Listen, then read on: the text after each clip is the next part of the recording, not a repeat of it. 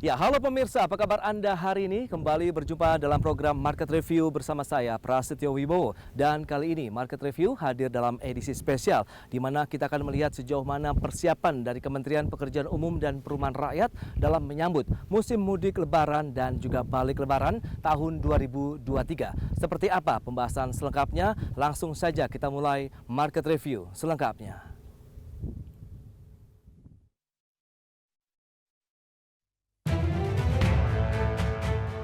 Kementerian Pekerjaan Umum dan Perumahan Rakyat hingga kini terus memastikan kesiapan infrastruktur jalan, baik jalan nasional maupun jalan tol, guna menghadapi mudik Lebaran tahun ini.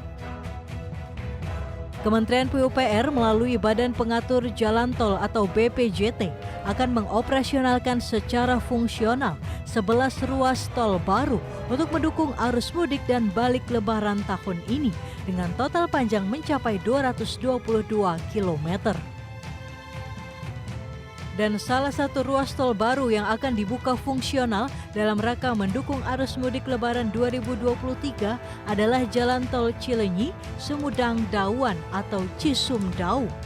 Jalan Tol Cisumdau yang beroperasi terdiri dari seksi 4 Cimalaka Legok sepanjang 8,2 km, seksi 5 Legok Ujung Jaya 14,9 km, dan seksi 6 Ujung Jaya Dauan termasuk Junction Dauan 6,065 km. Menteri Pekerjaan Umum dan Perumahan Rakyat Basuki Hadi Mulyono mengatakan, Jalan Tol Cisumdau Seksi 4 Seksi 6 Cimalaka Dauan sepanjang 29,3 km sudah siap difungsionalkan untuk arus mudik Lebaran 2023. Saat ini seksi 4 hingga 6 secara struktur sudah selesai semua, tinggal fokus pada perapihan termasuk pemasangan rambu-rambu lalu lintas. Meski demikian, Basuki menekankan ada 3 hal yang menentukan kelancaran mudik, yaitu kesiapan prasarana atau infrastruktur, pengaturan lalu lintas, dan perilaku pengemudi. Adapun untuk pengaturan lalu lintas saat dibuka fungsional nanti sepenuhnya akan mengikuti arahan Korlantas Polri. Apakah akan diberlakukan kontraflow, one way, atau buka tutup? Pengaturan jalan menyesuaikan kondisi di lapangan berdasarkan simulasi yang sudah disiapkan. Sementara itu, Kementerian PUPR terus melakukan koordinasi dengan berbagai pihak seperti Kementerian Perhubungan, Korlantas Polri, Badan Meteorologi, Klimatologi, dan Geofisika, Badan Usaha Jalan Tol, serta kementerian lembaga terkait demi kesiapan dan kenyamanan pelayanan jalan nasional maupun jalan tol. Selain itu, juga untuk mengantisipasi peningkatan jumlah pengguna jalan menjelang Lebaran 2023. Tim Liputan IDX Channel.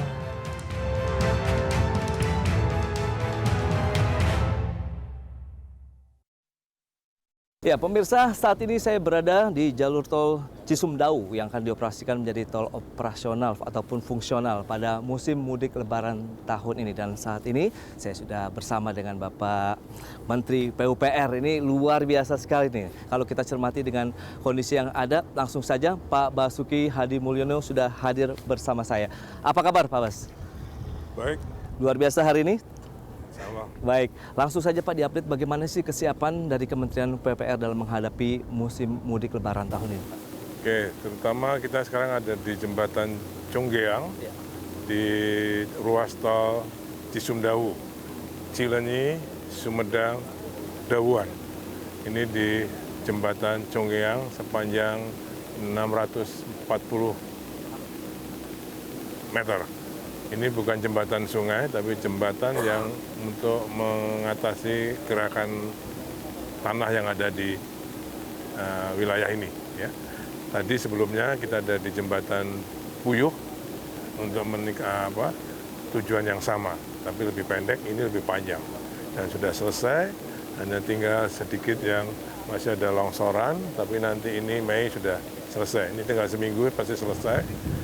Kita rencanakan Cisumdau ini sepanjang 62 km akan bisa dioperasionalkan pada akhir Mei atau awal Juni bulan depan. Berarti semua dari sisi infrastruktur dan lain-lain sudah siap digunakan pada saat musim mudik Lebaran. Tantangannya kira-kira? Untuk yang musim mudik ini akan fungsional, Oke. karena belum ada penerangan, belum ada rest area, Oke. ya, sehingga ini hanya mudah-mudahan nanti Bapak Kakor Lantas yang akan mengatur, ya, untuk bisa difungsionalkan pada siang hari. Oke, baik Pak. 123 juta pemudik tahun ini diperkirakan akan melakukan perjalanan Pak ya dari tempat mereka menuju kampung halaman mereka, dan bagaimana kesiapan dari jalan-jalan tol yang ada di Indonesia dari sisi sarana, prasarananya dan juga pendukung lainnya termasuk SDM. Saya kira kalau untuk mudik tidak hanya jalan tol, ya, sebetulnya mode transportasinya kan ada udara, laut, darat. Darat ada kereta api, ada jalan. Jalan ada jalan raya nasional dan jalan tol. Nah, ini yang kami tanggung jawab di PUPR di jalan nasional dan jalan tol ini. Jalan nasional kira-kira ada 47.000 di seluruh Indonesia. Nah, khususnya yang untuk mudik ini biasanya yang favorit kan di Sumatera, Jawa, Sulawesi, kan? Dan untuk itu sudah kita siapkan semua. Kemantapannya sudah lebih dari 95%. Di Jawa, jalan nasional juga sudah 95-97%, sedangkan yang rusak ringan sudah diperbaiki dan H-10 ini sudah selesai semua. Oke, kendala yang paling mungkin menjadi fokus perhatian kalau kita bicara mengenai jalan nasional ataupun jalan tol itu di bagian yang mana ya Pak? Ya, jalan karena kalau jalan tol kita di Trans Jawa ini, kita sudah siap semua. Ini hanya tambahan. Jadi untuk Cisumdawu, jalan tol Solo Jogja, jalan tol Cikampek 2 Selatan, ya, yang dari Sadang sampai ke Taman Mekar, itu nanti akan fungsional semua. Termasuk Bocimi hari ini sudah kita buka sampai Sadang, ya, yang tadinya baru sampai di Cibadak, sekarang sampai ke Cibadak. Sebetulnya di Cigombong, hari ini sampai Cibadak sudah kita open. Berarti total sebenarnya ada 11 tol fungsional yang dioperasikan. Termasuk Indralaya, Prabu Mulih 62 km juga kita sudah buka. Oke, kondisi yang sama juga di Trans Sumatera begitu bagaimana Pak? Oke, baik. Nah, jalan nasionalnya sendiri bagaimana Pak? Tadi saya sampaikan jalan nasional kemantapannya sekitar 95-97 di Sumatera dan Jawa. Di Sumatera itu yang agak sedikit bermasalah ada di lintas tengah. Barat dan timur saya kira sudah cukup tinggi kemantapannya.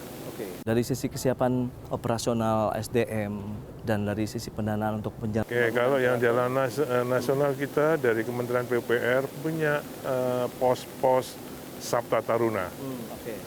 Ya, sedangkan untuk yang tol, BUJT juga sudah menyiapkan di masing-masing rest areanya. Okay.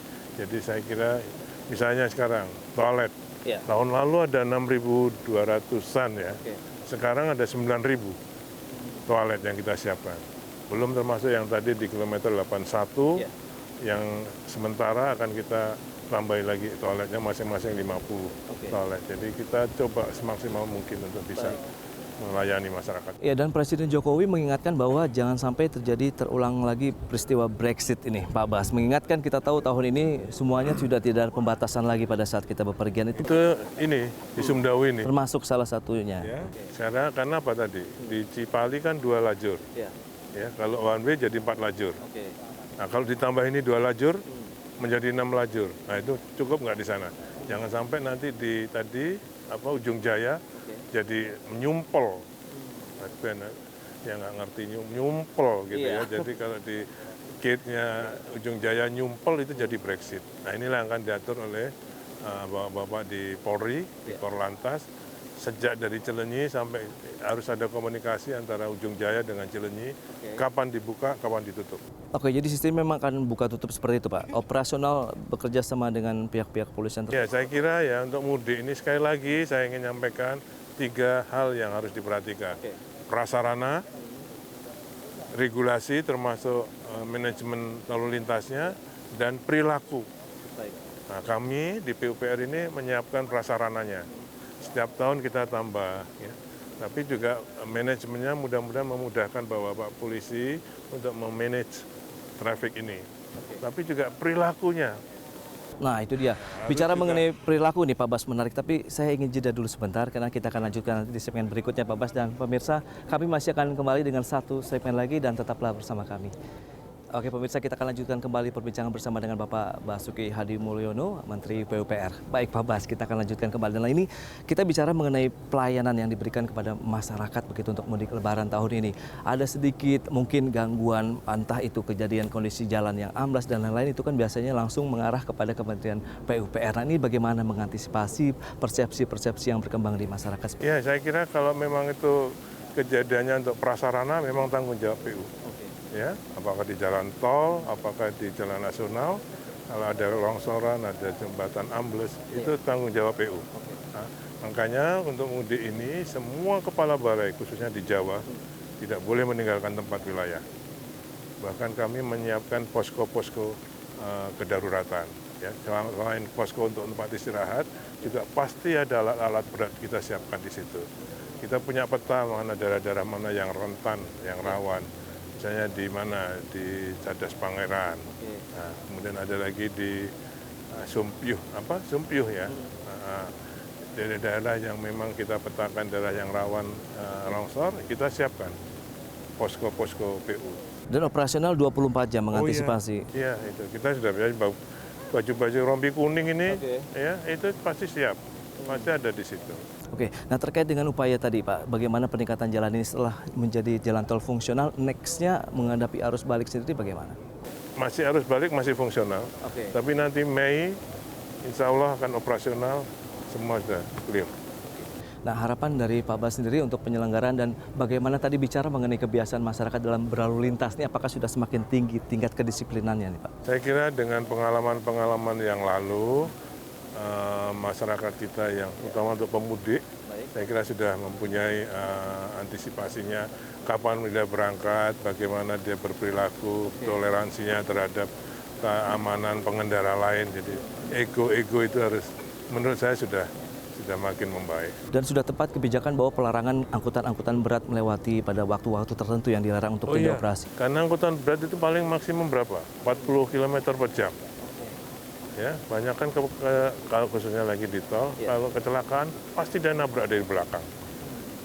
Karena dia mobil kita ini 120, tahu-tahu ada di depan 30 km per jam, duer, gitu kan. Ya kan? Jadi saya kira dengan pembatasan itu tidak hanya untuk kelancaran, tapi untuk keamanan. Belum kalau malam, lampunya kecil gitu kan, itu kecelakaannya kebanyakannya dikarenakan angkutan